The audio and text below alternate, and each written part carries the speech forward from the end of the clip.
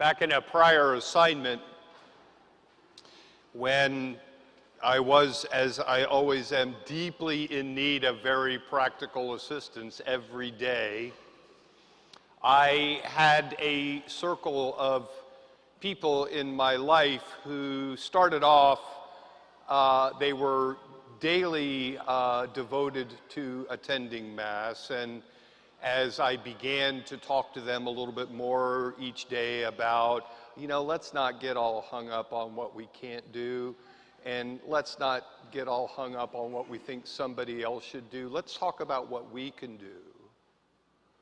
And it developed into a circle of people who would gather every day for Mass, and then for prayer, and then for study, and then for service around the parish. And they would clean the church, and they would come early and make sure that we were all set up for Mass. And so grateful for them, because that meant that I was a lot more able to focus on the things that I was doing for the community that, well, simply nobody else can do. It wasn't perfect, though, and I want to let you know that as I share this story, I'm changing the names, because I'm not sure that they would want to know that their stories are being proclaimed, but it is a beautiful illustration. One day, one of those people, we'll call her Alice, came to me after Mass in tears. And she said, "Father, I can't do this anymore." I said, "Why not?" And she said, "Because everybody else there goes on and on and on about how wonderful their spouses are, how wonderful their children and their grandchildren are. And I don't understand why God hasn't given me these things." And sure enough, I don't even think it was a couple of weeks later, Betty came to me. She's crying. "Father, I'm so jealous of Alice, because she just goes wherever she wants to go. She never gets into fight about when and what we're going to have for dinner. She never argues over what movie we're going to watch. She never has to deal with the rather uninformed opinions about my health and my body when I choose what I'm going to have for dessert. When she wants to go on vacation, she just picks a place and takes off. And she never gets into any kind of dispute. I don't understand." She said, "I want to be more like Alice." And it is a wonderful illustration in a world that is full of illustrations of a basic truth. Number one, we are created, men and women, exactly as we are, for the simple reason that we are the image and likeness of God in a way that, had we been created any other way, we simply would not be the image and likeness of God. And the fact that we are created male and female is a very deep question about God's purpose in creation that we are well served to understand better every day.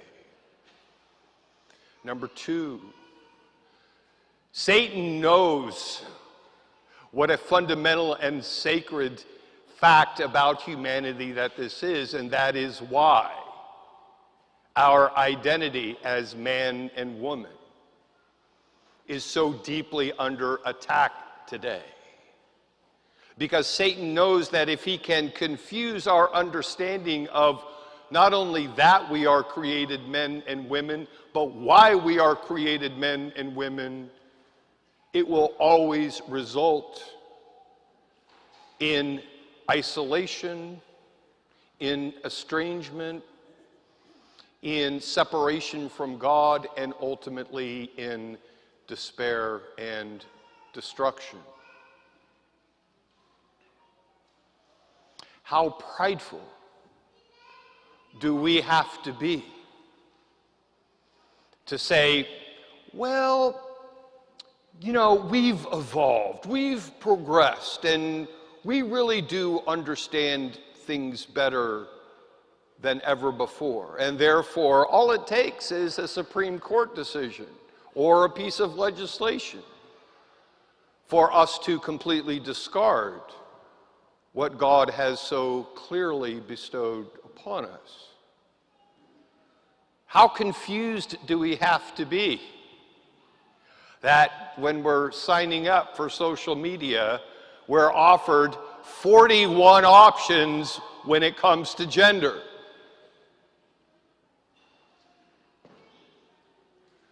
And again, where the ignorance and the malice and the weakness and the self-absorption of human interest begins to creep into our lives again, the result is only ever confusion, division, conflict, violence, destruction, and loss.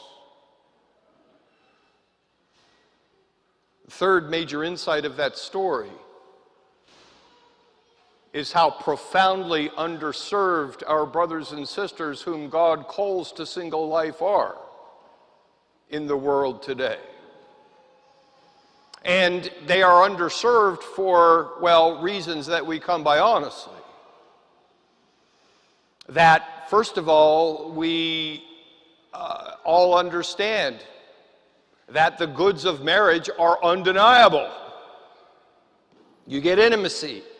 You get companionship, you get children, you get somebody to help with the housework, you get somebody to help with the bills, and you certainly do get greater respect from your friends and family, and it's all because we have allowed ourselves to begin to think of the goods of marriage in economic terms. Well, obviously, when I'm involved in an intimate relationship, I'm getting more out of life, right? And what kind of loser would live without that? And I can tell you, I have a front row seat on why believing that deception is a destructive thing. The fact of the matter in my life is, for every couple that comes to me and says, "Father, we're engaged," I have 4 or 5 couples that come to me and say, "Father, I do not understand why my attempt at marriage failed."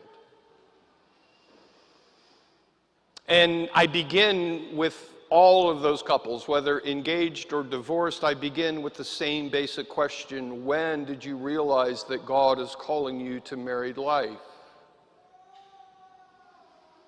And with maybe exceptions that I can number on one hand, they all respond in the same way: "Father, I have never asked that question."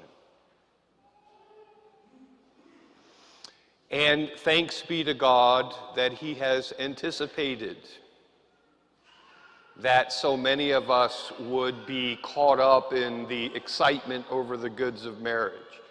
That so many of us would be caught up in our excitement about human agency, that we would allow ourselves to be misled about marriage and about being a man or being a woman in the world. Because every single time, regardless of what happened before, and this is what really surprises people, "You mean really I am still worthy to approach Jesus with these very basic questions?" And that's what I always tell them, that God has said what He has said and done what He has done for your good. And every time you come to Him with a sincere heart, regardless of what happened yesterday or 10 years ago or 50 years ago, whenever you come to Jesus with a sincere heart and say, "Lord, I want to know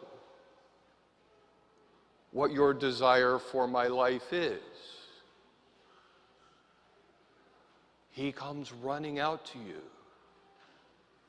Not only to forgive you for any past sins, not only to liberate you from the anxiety and the shame and the hopelessness and despair that sin inevitably brings to any person's life, Jesus comes principally to set you free. Free in a way that you have never been free before, to discover and to live the life that he created you to live. And when I speak to people who are giving themselves permission to ponder, well, maybe it's possible that God has created me to live the single life, to remind them of the profound freedom and the profound solitude and the profound generosity that God gives to single people that he gives to no one else. Another story about another couple of people from that same assignment. They were two lay missionaries who were assigned to my parish, and they were both late teens, early 20s, and still really discerning, what is the life that God is calling me to. And like the circle of people that I mentioned at the beginning of my homily, they were at Mass every single day, except for one day. Some random Wednesday, they didn't show up. They came to me on Thursday morning, and both of them said, "Father, we're so sorry we missed Mass yesterday." And I said, "Yeah, I was kind of worried about you. I thought something happened. Are you okay?" And they said, "Yeah, we're okay. We just decided to sleep in." And I said, "Okay, I want you to notice that in your life. Is that a significant factor for you? Because I don't know any priests that get to sleep in. Certainly not sleep through Mass. I don't know any religious that sleep in on a regular basis. And I really, really, really don't know any parents who get to sleep in. So consider the fact that the freedom to choose to sleep in may be a very clear message from God. I am calling you to single life. And recognize the great gift of freedom that God has granted you as a result. By the way, one of them is a music teacher now. I don't imagine that she gets to sleep in every day, but she does have the freedom of pursuing a career when and where she chooses. And she doesn't have to check in with anybody. I think she's in Georgia now, but she could move to California tomorrow and doesn't have to explain the decision to anyone.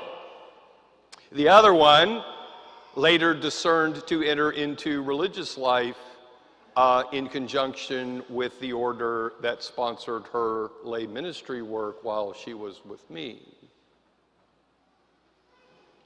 And so, here's the key. Number one, let us begin to understand that God has created us man and woman so that we would be the profound reflection of him in the world, and that we are the reflection of him in the world because we are created precisely as we are. Number two, because of your inherent integrity and dignity, God has created you for a purpose in the world. And it's not as though he has blindfolded you and just thrown you out into the world at a random place and said, "Well, good luck trying to figure everything out." No, God speaks to you every single day, knowing every moment of your future, knowing every element of work and activity and relationship that will make you say it one more time like you really believe it, to make you a saint. And be prepared, because when you come to the realization that, yes, this is the life that God created me to live, this is the means by which I will become a saint, Satan never says, "Oh, well, I guess I lost that one, I'll move on." No, Satan redoubles his efforts to plant seeds of doubt in your mind. Well, I don't know.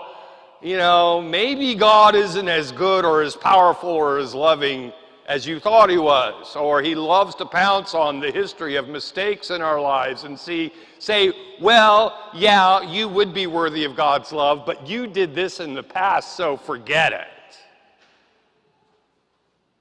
It's never true. It's never true. Jesus returns to you again and again and again and again and asks, do you want to be healed? Do you want to be made whole? Do you want to be restored to the integrity and dignity and intimacy and peace with which you were created? And are you willing? Are you willing to accept my direction, to go forward this day, engaged in the work and the activity and the relationships that I will bless in your life, that will increase your confidence in me, that will cause you to grow in faith, and that is meaning being willing to look through the visible things of the world to the fuller invisible reality that God has in store just for you. That's why I'm so clear right now about preparing for Advent. Advent is a season specifically of penance and transformation. A season in which we enter into saying, Lord, I want to push back on the ignorance and the malice and the weakness and the self-interest that is so prevalent in my life. And I want you to return to me with your truth and your mercy and your strength and your perseverance and your holiness, so that I might become fully and authentically who you created me to be.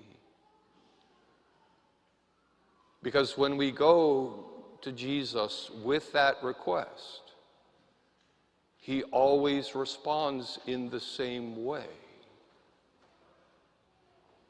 He says, rise, take up your mat, and follow me.